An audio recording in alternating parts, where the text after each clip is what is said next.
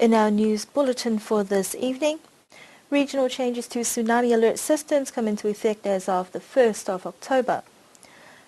Juniors at Niue High School display their oratory skills in the Wangahau Niue speeches competition.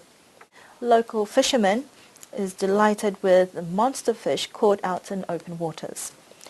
The Fizzy and Motu challenge it out on the golf course as part of the 40 years celebrations.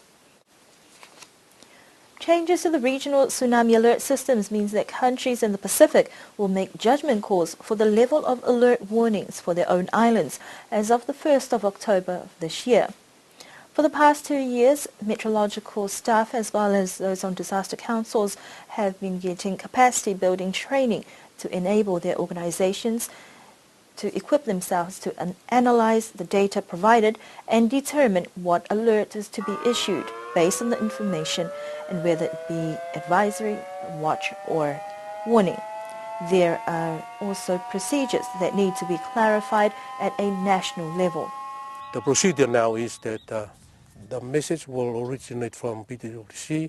Each country will make a decision on how they will warn the people based on the location of the earthquake, magnitude, the depth, and the travel time for each country. So it is up to the Met Service in our country, the Chief of Police, and Secretary to the Government, and the Disaster Council. Those are the key people who are in our council. But tsunami warnings is different from cyclone warnings. If there's a local tsunami, then there is very, very less time to evacuate. With regards to the sirens and evacuation route for people, those are already in place. But with regards to our standard operating procedure, SOP or plan, it is still in a developing stage at the moment. So I am, or the department is working on that plan. We have submitted the draft copy to PTWC, Hawaii, but we will circulate that plan to our key stakeholders for comments. Then we will submit to government for endorsement as a official document for Niue to be used on tsunami warnings.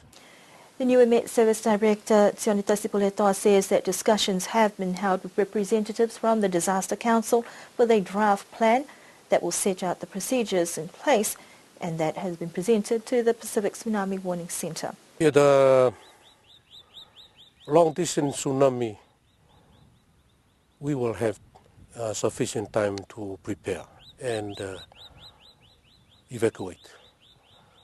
But for local tsunami, my advice to the people is if you felt an earthquake and it's very strong and there is no information issued from the Met Office or from the Disaster Council, do not wait. Just evacuate or move to a higher ground immediately.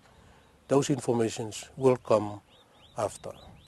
The key message from the new meteorological services for people to be alert at all times. Junior students of Niue High School put their oratory skills to the test in the Wangahau Niue speech competition yesterday. Parents and families were there to support and listen to the speeches that proved to be quite insightful. Speech topics ranged from 40 years of self-government, the International Teachers' Day and the value of teachers, as well as thoughts on human rights of children, women and people in general. The students appeared calm and collected as they presented their formal speeches. Some had props on hand to support their speech, while others added a bit of a change with chants and singing to add to their content. Overall presentation made it difficult for judges to determine who would be the winner because all speeches were very well prepared, structured and showed a greater appreciation for the use of Wangahau Niue. After each category, it was time to announce placings. First placing for Year 7s went to Georgia Valiana. Second placing went to Sarai Manamono Funaki and third to Maili Mautama. In the Year 8 category, that was announced by one of the judges, Ms. Tirianne Mokuya. First place went to Regina Siohane, second place to Latoya Siohane Tukuitonga, and third placing to Emu Mangatungia. For the Year 9s, first placing went to Orchin Panama, second to Haven Siosikefu, and third to Saraya Mangawa. One spectator commented that if students continue down this path, the future of Whangahauniwe is promising and will continue to thrive. A local fisherman had a fishing tale to tell after catching a massive swordfish in the deep waters of Niue over a week ago. Mr. Ivy Rubin and his crew were about 9 kilometers out from the wharf when they caught the whopper of a fish weighing in between 200 to 400 kilograms.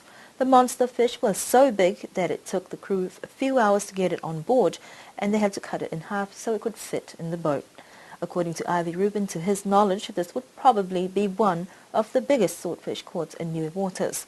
Once the crew were ashore, the fish was cut into pieces and sold to customers. That's a lot of fish to add to the menu and definitely one for the record books. The Fizzy and Motu Challenge took it to the course in a 2-day golf challenge held last Saturday. This was in line with celebrations of 40 years of self-government and to decide who would take this year's cup. Team captains for Motu was Ian Hipper and the Fizzy, Taumawhai Fuhiniu.